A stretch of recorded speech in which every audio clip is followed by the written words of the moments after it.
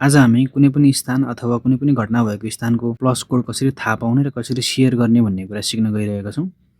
सबभन्दा पहिले plus code भनेको के हो भनेर बुझौँ।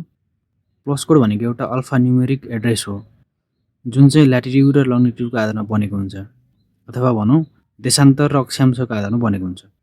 यो चाहिँ युनिक एड्रेस हो। अब यो कसरी पत्ता लगाउने भन्ने कुरा सिक्न गइरहेका छौँ।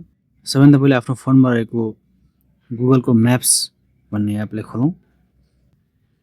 अब यहाँबाट हामीले आफ्नो स्थान ठ्याक्कै थाहा पाउनुको लागि चाहिँ सुरुमा यो लोकेसन वाला बटनमा क्लिक गर्नुपर्छ। यदि फर्स्ट टाइम युज गर्दै हुनुहुन्छ भने यसलाई लोकेसन अलाउ गर्नुपर्ने हुन्छ यो एपको लागि। त्यसपछि हामीले आफ्नो लोकेसन ठ्याक्कै यसरी देख्न सक्छौँ। अझ प्रष्ट रूपमा हेर्नको लागि हामीले म्यापलाई सेटेलाइट भ्यूमा हेर्न सक्छौँ। त्यो भ्यूमा ठ्याक्कै कहाँनिर छौँ हामी भनेर देख्न सक्छौँ। अब यति गरिसकेपछि यो निलो बटनमा क्लिक गर्नुभयो भने यहाँ तल हामी प्लस कोड भनेर देख्न सक्छौँ। यसले कपी गर्न सकिन्छ र यदि यो स्थानमा भइराखेर यो चोकको कोड सेयर गर्नु छ भने यहाँ क्लिक गरिराख्नु भयो भने यसरी आउँछ।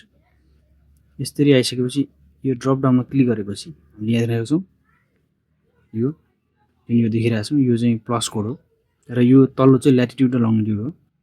हामीले प्लस कोडलाई यहाँ थिचेपछि यो कपी हुन्छ र यसलाई जहाँ पनि लगेर पेस्ट गरेर सेयर गर्न सकिन्छ। कुनै पनि स्थान वा कुनै पनि घटना भएको स्थान यदि अलरेडी गुगल म्यापमा प्लट गरिएको छ भने त्यस्तो स्थानमा चाहिँ हामीले यसरी यो आइकनमा क्लिक गरेर त्यसको प्लस कोड यहाँबाट थाहा पाउन सकिन्छ। अब त्यसरी कपी गरिएको प्लस कोडलाई हामीले कुनै पनि ब्राउजरमा लगेर यसरी पेस्ट गरेर हेऱ्यौँ भने यसरी त्यो ठाउँको लोकेसन सेयर भएको हुन्छ।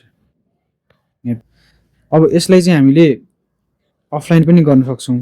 यदि फोन अफलाइन छ भने यो सेटेलाइट भ्यू चाहिँ हामीले हेर्न सक्दैनौँ, तर अफलाइन भयो भने यसरी प्लस कोड चाहिँ हामीले सेयर गर्न सक्छौँ। अफलाइनमा चाहिँ एक्युरेसी अलिक कम हुने हुन्छ, यदि फोन अनलाइन छ भने एक्युरेसी बढी हुन्छ। तपाईँहरू आइफोन युज गर्दै हुनुहुन्छ भने आइफोनमा पनि यसरी नै गुगल म्याप एप डाउनलोड गरेर युज गर्न सक्नुहुन्छ र यदि एप्पल म्याप युज गर्दै हुनुहुन्छ भने चाहिँ हजुरहरूले यो ल्याटिट्युड लङ्गिट्युड सेयर गर्नुपर्ने हुन्छ, जुन चाहिँ यही तरिकाले थाहा पाउन सकिन्छ।